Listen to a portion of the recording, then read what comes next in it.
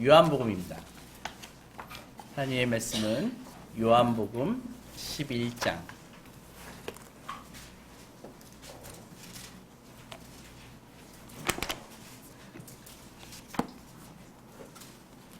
17절에서부터 36절까지 요한복음 11장 17절에서부터 36절까지입니다. 우리 같이 천천히 읽겠습니다. 시작. 예수에게 와서 보시니 나사로가 무덤에 있은지 이미 나으리라. 베다니는 예루살렘에서 가깝기가 한 오리쯤 되매 많은 유대인이 마리아에게 그 오라비의 일로 위문하러 왔더니 마르다는 예수께서 오신다는 말을 듣고 곧 나가 맞이하되 마리아는 집에 앉았더라. 마르다가 예수께 여짜오되 주께서 여기 계셨더라면 내 오라버니가 죽지 아니하였겠나이다. 그러나 나도 이제라도 주께서 무엇이든지 하나님께 구하시는 것을 하나님이 주실 줄 아나이다. 예수께서 이르시되 내 오라비가 다시 살아나리라. 마르다가 이르되 마지막 날 부활 때에는 다시 살아날 줄을 내가 아나이다. 예수께서 이르시되 나는 부활이요 생명이니 나를 믿는 자는 죽어도 살겠고 무릇 살아서 나를 믿는 자는 영원히 죽지 아니하리니 이것을 내가 믿느냐. 이르되 주여 그러하여다. 주는 그리스도시요 세상에 오시는 하나님의 아들이신 줄 내가 믿나이다. 이 말을 하고 돌아가서 가만히 그 자매 마리아를 불러 말하되 선생님이 오셔서 너를 부르신다 하니 마리아가 이 말을 듣고 급히 일어나 예수께 나아가매 예수는 아직 마을로 들어오지 아니하시고 마르다가 맞이했던 곳에 그대로 계시더라. 마리아와 함께 집에 있어 위로하던 유대인들은 그가 급히 일어나 나가는 것을 보고 곡하러 무덤에 가는 줄로 생각하고 따라갔더니 마리아가 예수 계신 곳에 가서 배웠고 그 발 앞에 엎드려 이르되 주께서 여기 계셨더라면 내 오라버니가 죽지 아니하였겠나이다 하더라. 예수께서 그가 우는 것과 또 함께 온 유대인들이 우는 것을 보시고 심령에 비통히 여기시고 불쌍히 여기사 이르시되 그를 어디에 두었느냐 이르시되 주여 와서 보옵소서 하니 예수께서 눈물을 흘리시더라. 이에 유대인들이 말하되 보라 그를 얼마나 사랑하였는가 하며.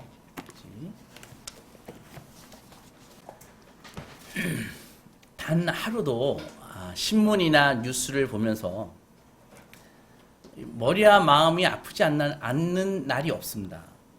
그것은 이 갈등과 혼란과 또 절망 속에 있는 이 세상을 바로 그런 것들을 통해서 볼 수 있기 때문입니다. 아마도 지구상에 사는 한 명의 사람도 현재의 이 세상 이 모습이 그대로 좋고 인간들에게는 아무 문제가 없다고 생각하는 사람, 주장하는 사람은 아마 없을 것입니다. 세상은 언제나 잘못되어 있습니다. 그리고 계속 무너지고 있습니다. 이런 세상을 바로 잡아야 된다. 바로 잡아야 하는데 우리 그리스도인들은 이 세상을 바로 잡을 분이 바로 예수 그리스도라고 믿습니다. 이 기독교의 중심에 자리 잡고 있는 이 세상의 모든 잘못된 것을, 모든 연약한 것을, 모든 죽어가는 것을 바로 세워줄 이 예수님이 도대체 누구일까요? 오늘 본문 요한복음 11장 속에서 예수님의 그 이야기 속에서 오늘 해답을 한번 찾아보겠습니다.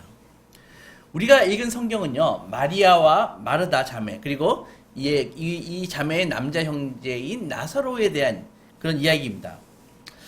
성경은 나사로를 예수님이 무척 사랑했다라고 이렇게 얘기하고 있습니다. 그래서 예수님, 나사로, 마리아, 마르다는 마치 서로 한 가족이나 마찬가지였다고요.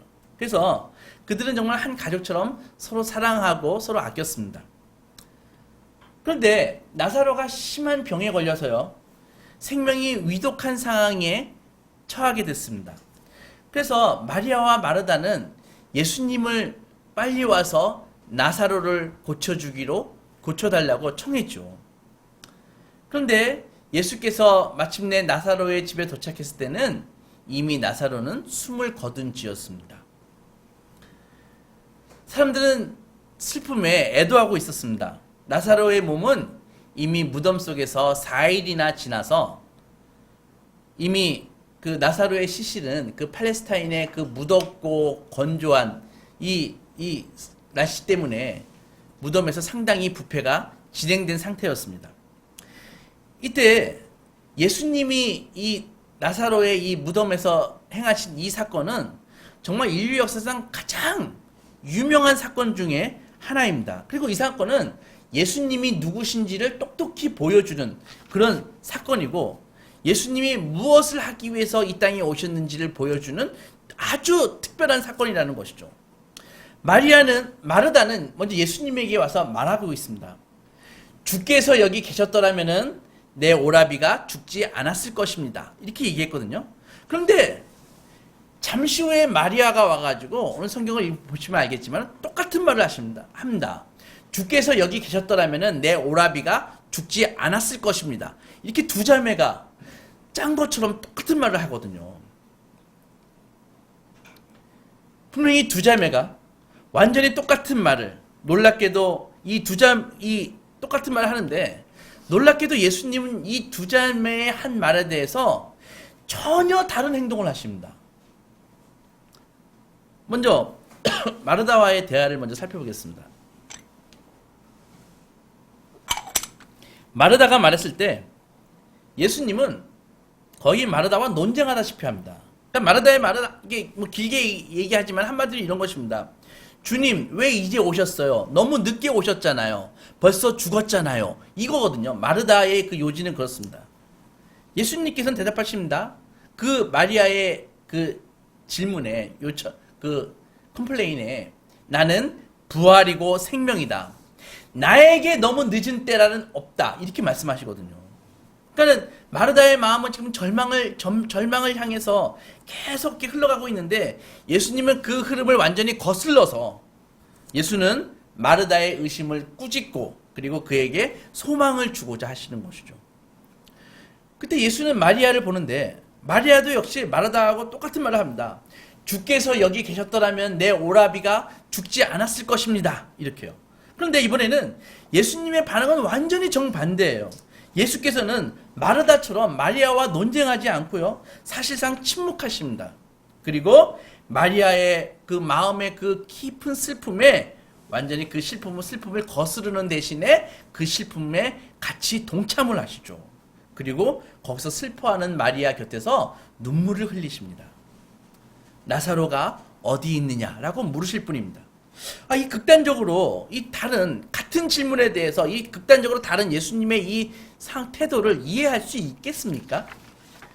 이것은 예수님에 대한 정말 심오한 지혜와 그의 인격과 그의 정체에 대해서 아주 깊은 진리를 보여주고 있는 것이죠. 예를 들어서 여러분들 한번 생각해 보세요. 여러분들이 문학을 전공한 소설가라고 생각해 보십시오. 그래서 소설가인데 내가 소설을 지금 쓰고 있습니다. 그런데 그 설정이 뭐냐 하면은, 그 외계에서 한 신적인 존재가 이 땅에 내려왔다고 생각해 보세요. 그리고 그 신적인 존재는 죽은 사람도 살릴 수 있는 그런 능력을 갖고 있다고 생각을 해보세요. 근데 그 친구가, 그 내려온 신적인 존재의 친구가 죽었어요. 죽었는데 그 몇 분 안에 이제 그 신적인 능력을 갖고 있기 때문에 몇 분 안에 내가 저 사람을 살릴 것을 그 사람이 알고 있고, 지금 다들 슬퍼하는데 모두 다 저 슬픔이 몇 분 후에는 환호와 기쁨으로 바뀔 거다라고 설정을 했다고 생각해 봅시다. 그러면은 여러분들 이 사람의 이 신적인 존재의 마음 상태를 어떻게 기술하시겠습니까? 아마도 이렇게 기술하지 않을까요? 이제 막 울고 있으니까, 자, 기다려라. 조금만 기다려라. 응? 조금만 기다려라. 내가 앞으로 어떤 일을 행할 텐데 이제 두고 봐. 이렇게 막 기술하지 않을까요? 아니면은 성경처럼 내가 부활이요 생명이다. 막 울고 왜 이제 왔어요 하고 있는 마르다 마리아 앞에 내가 부활이요 생명이다라고 계속 얘기하고 있지 않을까요? 그런데 한번 생각해 보세요. 어떤 소설가도 아마 이런 생각을 하지 않았을 것입니다. 갑자기 그 신적인 인물이 죽은 자를 곧바로 살리지 않고 바로 그 마리아의 깊은 고통에 같이 빨려 들어가서 눈물을 흘리는 식으로 소설을 전개하는 사람은 아마 없을 거라는 것이죠. 왜? 자기가 그 사람을 살릴 수 있는 능력을 갖고 있는 신적인 존재이기 때문에. 왜 예수님은 한순간에 그렇게 강인하시다가 내가 부활이요 생명이다, 나에겐 늦은 때란 더 이상 없다라는 말씀하시다가 갑자기 태도를 바꾸셔서 이렇게 연약한 모습으로 나타나실까요? 성경은 지어낸 이야기가 아닙니다. 그리고 이 기록은 이 신약 성경이 다른 데서 얘기하고 있는 그 신약 성경의 이 주장하는 명제가 있지 않습니까? 예수님은 신이시고 예수님은 인간이시다라는 이 명제를 이 나사로의 이야기에서 정말 극적으로 스토리로 보여주고 있는 것이죠. 예수님은 단지 인간으로 가장한 신이 아니십니다. 그는 신적 특성을 지닌 인간도 아니십니다. 그는 하나님이시면서 동시에 인간인 것입니다. 처음 마르다와의 만남에서 그리고 그 다음 마리아의 만남에서 예수님이 하나님이시며 동시에 인간이심을 우리에게 보여주는 것이죠. 마르다와의 만남에서 예수님은 이렇게 말씀하셨습니다. 나는 부활이요 생명이다. 이것은 신성을 말씀하시는 신성을 주장하신 것이죠. 당신이 하나님이심을 주장하신 것입니다. 나는 오직 신만이 생명을 주고 오직 신만이 생명을 가져갈 수 있는 것입니다. 예수님은 단지 나는 나사로를 살릴 수 있다라고 말씀하시는 것이 아니라 나는 부활이요 생명이다라고 말씀하고 있지 않습니까? 그 말은 모든 것에 내가 생명을 주고 모든 것이 살아있게끔 하는 그런 능력이다라고 말씀하시는 것입니다. 예수님은 단지 여기서만 이런 주장을 하시는 것이 아닙니다. 예수님은 복음서 전체에서 자신이 하나님이심을 나타내셨습니다. 사실 노골적으로 당신이 신적인 존재다라고 말씀하시는 것 말고 간접적으로 말씀하시는 것까지 포함하면은 신약성경 전체가 다 예수님이 하나님이심을 증언하고 있다는 것이죠. 누가복음 10장에서 예수님은 희한한 말씀을 하십니다. 제자들이 전도를 하고 다시 돌아왔을 때 예수님이 기뻐하셔서 나는 전에 사탄이 번개같이 떨어지는 것을 보았다. 이렇게 말씀하시거든요. 그 말을 지금 우리는 그런가 보다 하지만은 단지 유대의 맥락에서는 그 말은 정말 지금 작년에 사탄이 떨어진 사건은 역사 이전의 사건이거든요. 그러니까 역사 이전의 사건을 예수님이 보았다고 하니까는 그 유대인으로서는 그 말에 대해서 쇼킹한 것이죠. 어떻게 그럴 수가 있는가? 역사 이전에 일어난 일을 사탄이 땅으로 떨어진 일을 기억한다고 이제 제자들은 분명히 그렇게 생각했을 거라고요.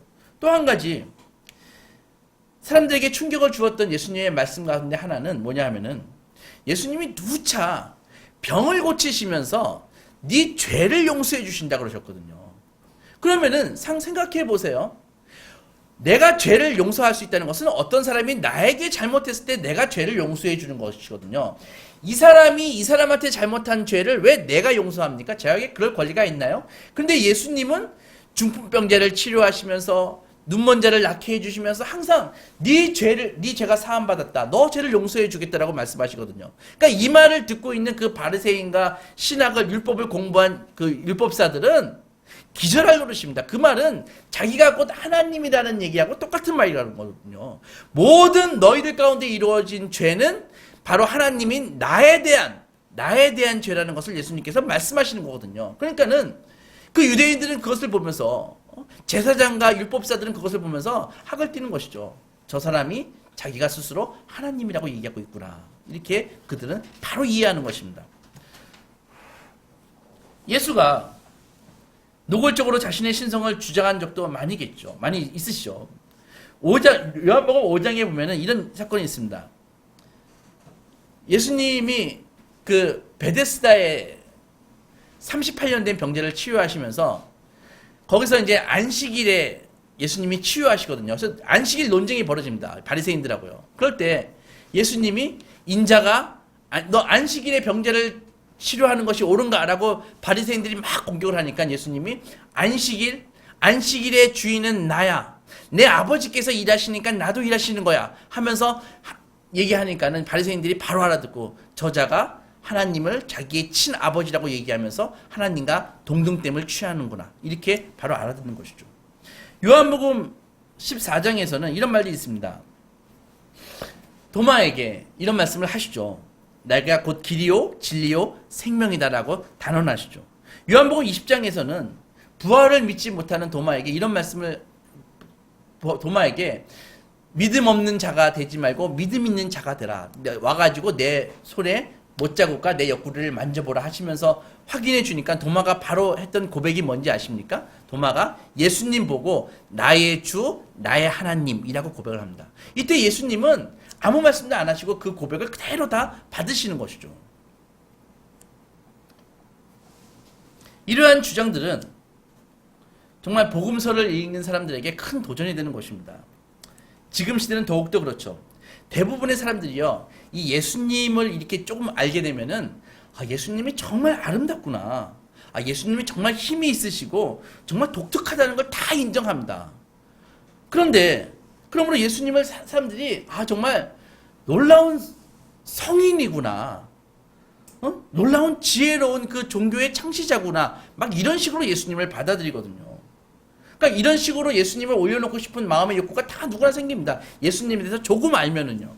그런데 예수님의 그 말씀 자체가, 자신이 신적인 존재라는 말씀 자체가 그러한 시도를 못하게 만듭니다. 무슨 말이냐 하면은, 다른 모든 주요 종교의 창시자들처럼 이렇게 얘기하면 문제가 없을 텐데, 예를 들어서 다른 모든 종교의 창시자들 이렇게 얘기합니다. 나는 신을 발견할 길을 너희에게 알려주겠다. 나는 진리가 무엇인지 너희에게 알려주겠다. 이런 식으로 얘기하거든요. 그런데 예수님은 아닙니다. 예수님은 내가 곧 하나님이며 너희를 만나러 여기에 왔다 라고 얘기하거든요. 그러니까는 예수님을 이렇게 성인의 반열에 올리고 싶어도 예수님 주장 자체가 그것을 허락하지 않는 것입니다. 따라서 우리는 예수를 세상의 지혜를 제공해주는 어떠한 사람으로, 어떤 성인으로 그렇게 봐서는 안 된다는 것이죠. 예수님에 대해서 우리는 세 가지 옵션밖에 없습니다. 첫째 뭐냐 하면은, 예수는 사기꾼이다. 둘째로, 그게 아니면 예수님은 미쳐서 망상에 빠져있다. 셋째로, 그게 아니면은 정말로 신이구나. 이 세 개 중에 한 가지밖에 우리는 택할 옵션이 없다는 것이죠. 따라서 예수님 존재 자체가 모든 사람에게 이러한 답변을 요구하는 것이죠. 너는 나를 사기꾼으로 여길 것인가? 너는 나를 미치광이로 여길 것인가? 너는 나를 하나님으로 여길 것인가? 이 셋 중에 하나밖에 없다는 것이죠. 모든 사람에게. 세 가지 반응은 나름대로 일리가 있습니다. 그러니까 예수님을 앞에 두고 이도 저도 아니게 반응하는 것은 그건 안 된다는 것이죠. 불가능한 것이죠. 우리는 예수님에게 이렇게 말해서는 안 됩니다. 정말 훌륭한 가르침이십니다. 정말 도움이 많이 되었습니다. 제 인생에 정말 도움이 많이 되네요. 정말 훌륭한 사상가시군요. 이렇게 얘기하면 안 된다는 것입니다. 만약에 이렇게 얘기한다면은 그것은 한마디로 정직하지 못한 핵심을 비껴가는 자기 기만적인 그런 말이라는 것이죠. 만약 예수님이 자기 자신이 누구인가라고 말하는 것이 틀렸다면 예수님의 사고는 정말 심각하게 왜곡되어 있는 것이죠. 잘못되어 있는 것이죠. 그런데 만약에 예수님이 하신 말씀이 자기 주장이 옳다면은 그는 단순히 위대한 사상가를 무한히 넘어선 그런 어떤 존재라는 것이죠. 예수님은 사실상 우리에게 이렇게 말하고 있는 것입니다. 너는 나의 주장에 어떻게든 반응해야 된다. 내가 만약에 틀렸다면은 스스로 신이라고 주장하지 않았던 많은 종교 지도자들보다 나는 훨씬 못하는 인간이다. 그러나 내가 만약에 옳다면은 나는 하나님이 어떤 분이고 그분께 갈 수 있는 방법이 무엇이 되는가에 대한 나는 정말 특별한 길인 것이다. 이렇게 얘기하고 있는 것입니다. 예수님이 이 땅에 계실 때부터 수많은 사람들은 이 딜레마를 벗어나고자 노력을 했습니다. 그래서 가장 흔한 시도가 뭐냐면은 예수님은 결코 신이라고 주장한 적도 없고 예수라는 인물이 심지어 있었는지도 나는 확신할 수가 없어. 그리고 예수가 신적인 하나님의 아들이라는 사상은 나중에 예수가 죽고 나서 나중에 그거 발전된 거 아니야? 이렇게 얘기하는 사람들이 꽤 있다는 것이죠. 그러나 그것은요, 우리는 예수님의 이 존재와 삶에 대해서 정말 성경 위에 역사적인 사료들이 정말 많이 있습니다. 예를 들어 가지고요, 좀 우스운 얘기인지 모르지만 저희 할아버지에 대한 기록보다, 저희 할아버지가 존재했다는 기록보다 예수님이 계시다는 기록이 비교가 안 되게 많습니다. 한숨을 더 떠서 세종대왕이나 이순신 장군이 계셨다는 기록보다 예수님이 계셨다는 기록이 비교할 수 없을 만큼 많이 있습니다. 만약에 정말 예수님이 없다고 얘기한다면은 자기 할아버지가 없다고 얘기하는 것보다 훨씬 신뢰성이 없는 얘기를 하고 있는 것이죠.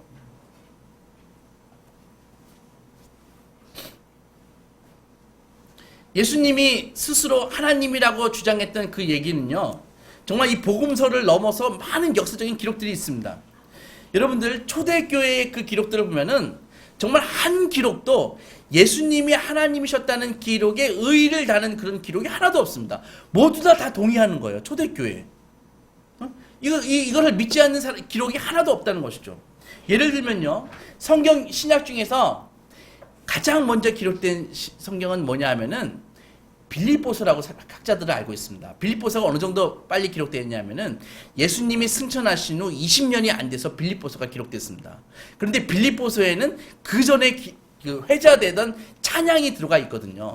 그 찬양은 빌립보서 기록된 것보다 훨씬 더 앞에. 그러니까 예수님이 승천하시고 불과 한 5, 6년 만에 발전된 그런 찬양인데 그 찬양이 뭐냐면은 바로 빌립보서 2장에 나와 있는 것입니다. 너희 안에 이 마음을 품으라. 곧 그리스도 예수의 마음이니 그는 근본 하나님의 본체시나 하나님과 동등됨을 취할 것으로 여기지 아니하시고 오히려 자기를 비워 종의 형체를 가지사 사람의 모양으로 나타나셨으니 자기를 낮추시고 죽기까지 복종하셨느니라. 곧 십자가에 죽으셨다.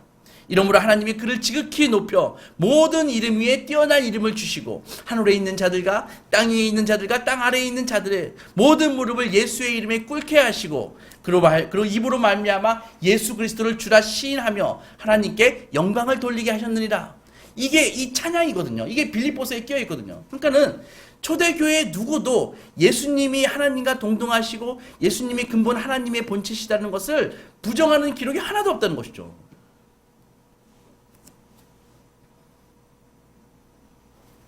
그래서 예수님이 하나님이시다는 것은 후대에 발전된 것이 아니라 오직 예수님 자신의 기초한 가르침에 기초한 것이라는 것이죠. 또 이렇게 생각할 수 있습니다. 어떤 사람은 예수님은 혹시 탁월한 선생이지만 혹시 사기꾼 아니야? 탁월한 선생이라고 거짓말하지 않으리라는 보장은 없잖아. 이렇게 얘기할 수 있는 것이죠. 예수님이 속였을지도 몰라. 이렇게 생각할 사람들이 있다는 것이죠. 하지만은 생각해 보세요. 예수님의 처음 제자들은 다 유대인들이었습니다.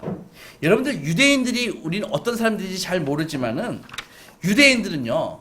하나님이 너무나 초월적인 분이기 때문에 구약 성경을 읽을 때 우리는 여호와 이렇게 읽지 않습니까? 그들은 그렇게 못 읽습니다. 어떻게 읽냐? 아도나이, 주님이라고 그러고 넘어간다고요. 그러니까 여호와의 이름을 하나님의 이름을 못 부르는 사람. 왜? 너무 거룩한 분이기 때문에.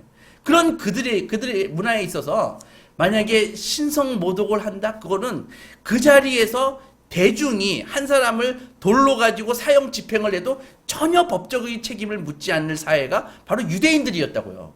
그런 그들에게 감히 내가 하나님이라고 주장한다 그런 식으로 사기를 친다는 것은 상상할 수도 없고 그런 건 먹히지도 않는다는 것이죠. 만약에 그런 주장을 한다면은 유대인들이 누군지 몰라도 너무 모르고 하는 소리인 것이죠.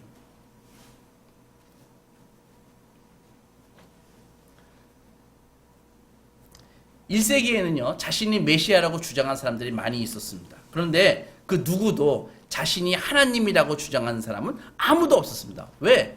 가능하지도 않고 먹힐 수도 없으니까요. 또 어떤 사람이 이렇게 묻더라고요. 이렇게 생각할 수도 있습니다. 좋아, 사기꾼은 아니라고 쳐. 그런데 예수 자체가 그 사람이 뭔가 돌을 많이 닦아가지고 자기 스스로 하나님이라고 자기 체면에 걸린 거 아니야? 그래서 자기 그 제자들에게 자기가 하나님이라고 믿게 한 거 아니야? 이렇게 생각하는 사람들이 있더라고요. 하지만 생각해 보세요. 어떤 종교 지도자도 주요 종교 지도자들 중에 자기가 하나님이라고 주장한 사람은 없고 그것을 또 믿게 하는데 성공한 사람은 아무도 없습니다. 물론 아주 작은 극소수의 종교에서 짧은 시간 동안 아주 극소수의 사람들에게 자기가 하나님이라고 믿게 한 사람은 있었어요. 하지만 이렇게 많은 사람들에게 자기가 하나님이라고 믿게 만드는 사람은 없었다는 것이죠. 왜 그럴까요? 왜 그게 불가능할까요? 한번 생각해 보세요. 만약 여러분들이 인간이라면 누구나 갖고 있는 그런 결점이죠. 예를 들어서 이기적인 마음, 조바심, 통제되지 않는 분노, 거짓, 잔인성 이런 게 단 하나라도 갖고 있다면은 자신이 신이라고 주장하는 것은 불가능합니다. 게다가 그 신성을 주장하는 신이라고 주장하는 사람들 옆에는 가까운 사람들이 있잖아요. 그 사람이 누군지 아는 사람들이 있잖아요. 그 사람들을 믿게 만든다는 것은 불가능한 것입니다. 생각해 보세요. 여러분들을 낳은 엄마로 하여금 여러분들이 신이라고 믿게 할 가능성이 자신이 있습니까? 내 형제 자매로 하여금 내가 신이라고 믿게 할 그게 가능할까요? 불가능하다는 것이죠. 인간임을 아는데, 그죠? 그래서 따라서 이러한 이 신의 초월성에 대한 유대인들이 그 뿌리 깊은 그런 생각을 생각해 볼 때 유대인들로 하여금 자기가 하나님이라고 믿게 만드신 그것은 가능하지 않다는 것이죠. 그런데 예수님이 가는 곳마다 도저히 인간이 이성으로서는 판단할 수 없는, 인간의 이성으로서는 이해할 수 없는 일이 계속 벌어지거든요. 그래서 나중에 어떤 일이 벌어지냐면 이것들을 설명할 수 있는 유일한 방법은 예수님은 하나님이다 라는 것을 믿을 수밖에 없는 사건들이 계속 벌어지는 것이죠. 그리고 그 사건을 바라보면서 많은 사람들이 갑자기 급격하게 예수님이 하나님이시라는 것을 믿는 사람들이 막 늘어나게 되는 것입니다. 빠른 속도로 증가했죠. 극소수의 사람뿐만이 아니라 수많은 사람들을 그 예수님이 하나님이시라는 것을 믿게 만드는 그 예수님은 도대체 어떤 분이셨기에 이것이 가능했을까요?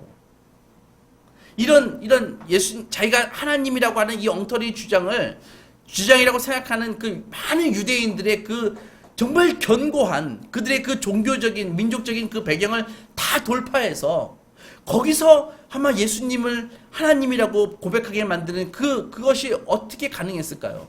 그것은 답은 하나입니다. 예수님은 신약성경 전체에 나와 있듯이 정말 아름다운 분이시라는 것이죠. 비할 데 없이 아름다운 분이시라는 것이죠. 이 점에서 우리는 예수님의 아름다움을 오늘 본문 속에서 보게 됩니다. 예수님과 마르다의 만남에서 우리는 아닌 게 아니라 정말 그분의 신성의 능력을 맛보죠. 그분은 하나님이 아니십니까? 그러니까 그가 누구인지를 전부 그분이 하나님이라는 것만 가지고는 그분이 모든 것을 설명해 줄 수 없다는 것이죠.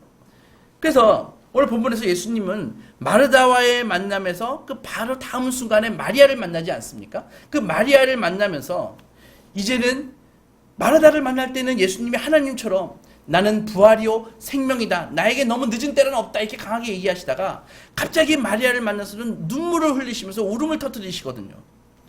정말 하나님이라면은 하나님이 울어요? 이게 가능합니까? 그런데 예수님은 우신다는 것이죠. 눈물을 흘린다는 것이죠. 그래서 우리는 여기서 그 신성이 나약한 인간과 만나는 것을 볼 수 있는 것입니다. 그 사랑이 그를 높은 곳에서 끌어내려가지고 눈물 흘리게 하는 것이죠. 자신이 부활이요 생명이라는 자신이 신이라는 주장에도 불구하고 예수님은 이런 반응을 보이십니다. 왜냐하면 그분은 완전한 인간이시기 때문입니다. 우리와 똑같기 때문입니다. 그는 그 죽음의 무시무시한 힘과 사랑하는 사람을 잃는 그 슬픔을 우리랑 똑같이 느끼시는 인간이시기 때문입니다. 따라서 우리가 성육신하신 예수님을 정확하게 이해하는 것은 불가능합니다. 예수님은 50%는 인간이고 50%는 사람이 아닙니다. 예수님은 80%는 하나님이시고 20%는 인간이 아닙니다. 그 반대도 아닙니다. 오히려 예수님은 육체를 가진 듯이 보이는 신적 존재도 아니고 그는 하나님이십니다. 동시에 완전한 인간이십니다. 어떤 종교가 이것에 동의하겠습니까? 초월적인 창조자, 생명의 이 주관자가 공포를 느낀다? 그거 누가 받아들이겠습니까? 하지만은 기독교 외에는 이런 것들을 누구도 믿지 않죠. 여러분들은 예수님이 하나님이시며 인간이시다는 것을 믿습니까? 못 받아들일 수도 있습니다. 하지만은 이야기를 들어보세요. 실제로 이 두 여인에게 마르다 마리아에게 반응하시는 예수님을 보십시오. 그가 신이지만 인간이라는 이 개념을 받아들이든 안 받아들이든 이것이야말로 우리에게 가장 필요한 것입니다. 예수가 마르다에게 보이는 반응은 우리는 진리의 사역이라고 얘기합니다. 진리를 선포하는 것이죠. 하지만은 이것이 다가 아니었습니다. 지금 이 고통 앞에서 울고 있는 마리아 앞에 예수님은 진리의 사역과 가역이 아닌 다른 것으로 다가오시는 것이죠. 그것은 바로 눈물의 사역인 것입니다. 예수님은 진리로서 마르다에게 어깨를 대고 말하는 것이죠. 내 말을 들어라. 절망하지 마라. 내가 여기에 있다. 나는 부활이요 생명이다. 예수님은 하나님이셨기에 마르다에게 인간이 결코 도달할 수 없는 먼 별 같은 그런 이야기를 하시는 것입니다. 그런 다음 마리아를 대하는 예수님의 행동을 보면은 이제 이 눈물의 사역을 하시는데 그때 마리아에게 가장 필요한 것이죠. 그런 인간이었기 때문에 정말 진실한 마음을 가지고 마리아의 슬픔 속으로 들어가서 그와 함께 눈물을 흘리기에 충분히 인간과 함께 낮게 오시는 것이죠. 솔직히 말하면요, 우리 모두 이 진리의 사역과 눈물의 사역이 다 필요합니다. 내가 잘못되어 있을 때, 내가 길을 잃을 때 진리로서 누군가 말해줘야 되는 것입니다. 이것이 바른 길이다. 그러나 어떨 때는 그냥 누군가 내 옆에 와서 울어주기만 했으면 하는 그런 때가 있지 않습니까? 그럴 때는 바로 눈물의 사역이 필요한 것이죠. 하지만은 우리 중에 누구도, 저를 포함해서 사람들이 필요한 것을 적절하게 줄 수 있는 사람은 아무도 없습니다. 예수님 외에. 그러나 예수 그리스도는 부드러워야 할 때 강하거나 강해야 할 때 부드러운 적이 결코 없으십니다. 그렇다고 예수님이 완벽한 상담자일 뿐만은 아니라 예수님은 정말 우리에게 눈물 흘리며 다가오시는 진리라는 것이죠. 그는 육신을 입고 나타난 신성 그 자체입니다. 주님은 압도적인 아름다움을 부여하는 것이 바로 이 역설인 것입니다. 예수님이 하나님이고 인간이시기 때문에 바로 예수님이 아름다우신 것입니다. 예수님은 사자이며 양이십니다. 그의 주장은 엄청나지만은 그럼에도 불구하고 결코 오만하지 않습니다. 예수님은 자기 자신의 지위를 결코 주장하지 않으십니다. 가장 약하고 상한 자들도 얼마든지 그에게 다가갈 수 있습니다. 하지만 그는 타락하고 힘 있는 자들 앞에서는 대단히 완강하고 맹렬하십니다. 그는 부드럽지만 약하지 않고 강하지만 가혹하지 않으십니다. 겸손하지만 조금도 자신을 드러내지 않으시고요. 머뭇거리지 않는 권위를 지녔지만 자기 도취의 흔적조차 없습니다. 사랑하는 소망교회 성도 여러분, 이분이 바로 마리아에게 다가오셨던 예수님이십니다. 많은 사람들이 진리를 외면한 채 눈물만을 원하는 사람들도 많이 있습니다. 어떤 분들은 눈물이 있어야 할 곳에 진리를 들이대는 것도 많이 있는 것입니다. 하지만 예수님은 이 두 가지를 다 가지고 우리에게 다가오셨습니다. 이분이 바로 우리가 섬기시는 예수님이십니다. 이 성탄의 계절에 아기의 모습으로 우리에게 오셔서 우리를 사랑하시되 죽기까지 사랑하시고 우리를 죄와 죽음에서 구원하신 주님이십니다. 시간이 가고 인생이 깊어질수록 우리 주님 외에 의지할 이 정말 없으며 우리 주님 외에 나에게 더 큰 의미도 없음을 정말 절감하게 됩니다. 여러분들 공감하십니까? 이 크리스마스 계절에 예수 그리스도 우리 주 하나님과 동행하시어 진리를 누리고 세상이 줄 수 없는 평안과 위로를 받는 소망의 자녀들이 되시기 주의 이름으로 축원합니다.